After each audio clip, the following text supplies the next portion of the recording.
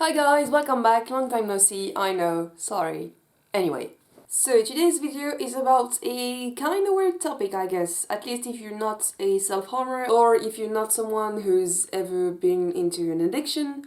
I think it can be quite weird, so that's why I'm gonna try to explain it. So today's topic is, why do people trigger themselves? Why do some people who are in an addiction, which self-harm can certainly be, why do those people go and purposefully seek pictures, situations, songs, anything that they know will trigger them to self-harm, to do their addictive behavior?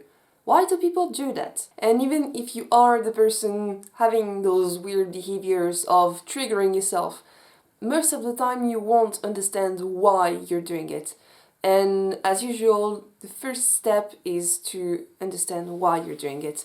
That's the first step to being able to change it, to be able to work on it. So that's why I'm making this video today. Again, I just want to restate it. I try to state it as much as I can, but I just want to remind you guys that I am not a professional, I am not a therapist, I'm not a psychiatrist.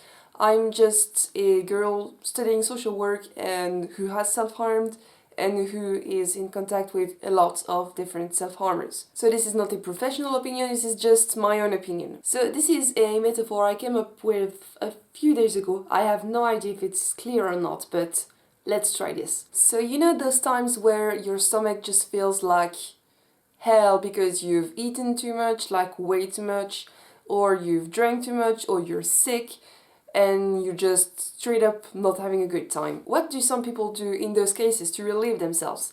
They trigger vomiting. I am not saying it is a great thing at all, I'm just trying to make an analogy that people might understand. Please don't make yourself throw up. And why do people do that? Why do they trigger themselves to have such a honestly kind of nasty reaction? Well, they do that because they know that this is a quick and efficient way of making their stomach better.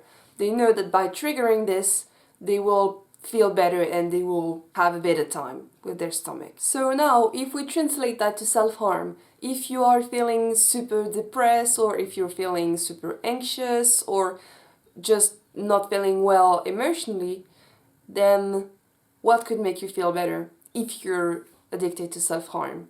Well, self-harming will probably make you feel better, at least in the short term. Usually only the short term, that's why it's not a healthy coping skill. But you know it will make you feel better, so what do? You trigger yourself by looking at images, by looking at videos, at anything, to make yourself self-harm, because you know that in the very short term this will make you feel better. This is a circuit of thought that is very, very present, especially in addiction, that you know that this is something that will make you feel better.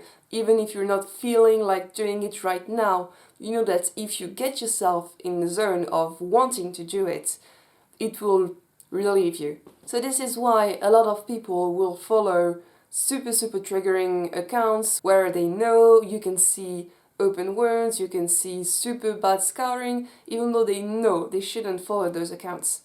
A lot of people still do, and they will follow those accounts even though they shouldn't do.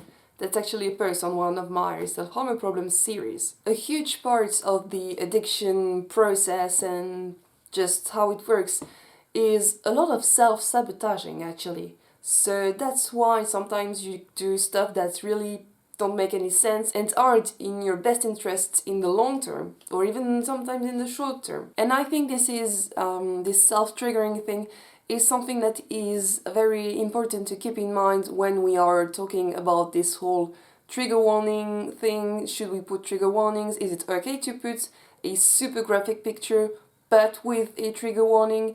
It's something that we have to keep in mind. I will probably do a video on that one day, but yeah, that's something that we should keep in mind. So I guess that's it for today. If you are someone who self-triggers and you don't know how to explain it to people, or you don't know how to explain it to your therapist, you can show them this video. I hope this will help you. And yeah, I will see you soon. Bye guys.